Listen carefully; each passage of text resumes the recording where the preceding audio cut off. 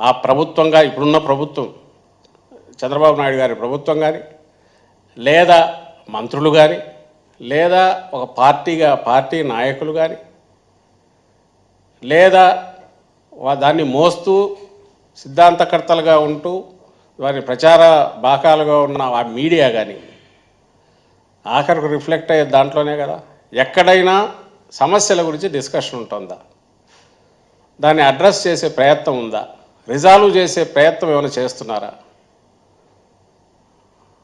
లేదు అనే విషయం మీకు ఎక్కడ చూసినా కనిపిస్తుంది. ఏ ఇన్సిడెంట్ అయినా అవన్నీ గాలికి వదిలేశారు.